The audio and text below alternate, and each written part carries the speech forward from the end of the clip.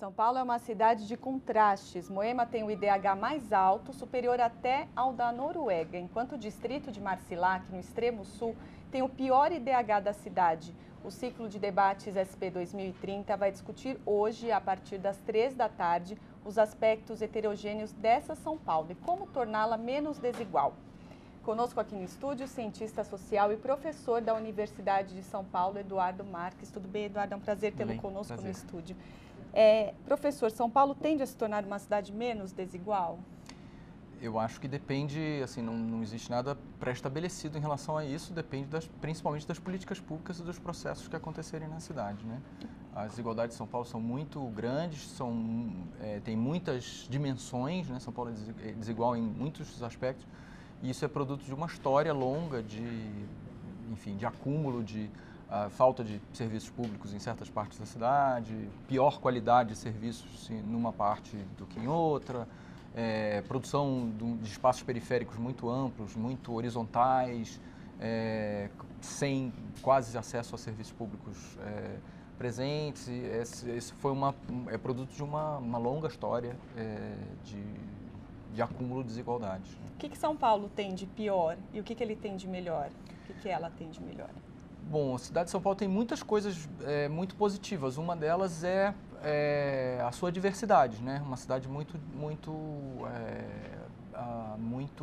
plural, muito cosmopolita, que é produto de processos de migração, de chegada de grupos sociais diferentes, com características diferentes, culturas diferentes.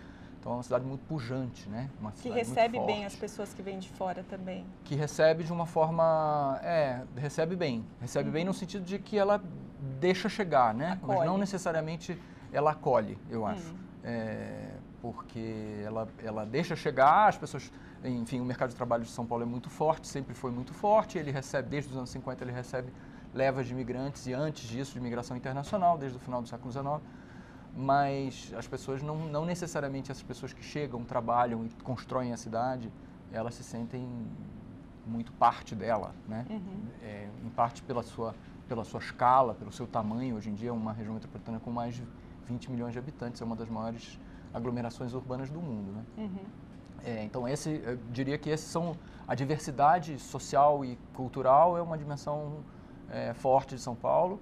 É importante e tal, mas ela, como a gente estava falando antes, ela acumulou camadas e camadas de desigualdade de acesso ao mercado de trabalho, desigualdade de acesso a serviços públicos, desigualdade, uma segregação socioespacial muito forte, né, que a gente chama de segregação socioespacial, que é não só grandes distâncias, mas separação entre grupos, né, e uma concentração muito grande de empregos formais, de cultura, de lazer, numa região da cidade, e uma grande quantidade de gente que está segregada, né, está separada no espaço e está isolada, de certa forma, dessas oportunidades e dessas amenidades. Professor, tem um estudo feito este ano pelo IBOP que revela que 7 em cada 10 pessoas gostariam de viver em outra cidade. Tem tudo aqui na cidade de São Paulo, mas não tem qualidade de vida, é isso? Eu acho que tem duas dimensões. Tem uma dimensão certamente de qualidade de vida, que a cidade de São Paulo tem enfim, é uma cidade muito grande, é uma cidade com infraestrutura, com problemas de tráfego dramáticos, problemas de transporte muito grandes e muito segregada, como eu falei, com os serviços públicos muito desiguais de uma parte da outra. Então tem uma dimensão de qualidade de vida precária, mas além disso tem uma dimensão de identidade, eu acho, da cidade, né? Cidades que as pessoas... tem cidades que as pessoas se identificam, os seus moradores se identificam com ela e se orgulham dela, tem uma cultura da própria cidade, uma identidade construída em torno da própria cidade. São Paulo tem por ser uma cidade de imigrantes, por ser uma cidade, pelo menos uma parte da população tem um caráter meio transitório, né? De que as pessoas, é o lugar de vir, vencer e depois voltar para o seu local de origem, em melhores condições e tal. Então, acho que isso, em parte, essa informação expressa uma reclamação, digamos assim, das pessoas da cidade, mas, em parte, expressa uma não identificação com a cidade como o seu lugar. Tá. Professor, um outro levantamento feito pela FSB, a pedido da Escola do Parlamento, inclusive, apontou que 62,1% dos entrevistados consideram ruim ou péssima a oferta de empregos. Por quê? Eu acho que, olhado por um outro ângulo, se essa mesma pesquisa fosse aplicada em outro lugar, provavelmente mais gente reclamaria, porque o mercado de trabalho em São Paulo ainda é um dos mercados de trabalho mais dinâmicos do Brasil, né?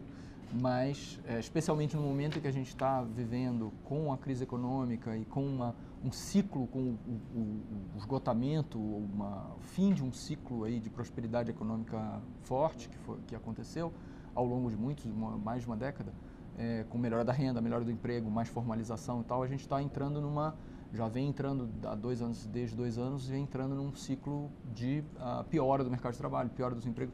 Então, acho que isso é muito motivado pelo momento específico que a gente está vivendo agora. Para a gente concluir, o que você espera da cidade em 2030? Como você espera encontrar São Paulo? Como eu espero ou como eu desejo? Como você deseja?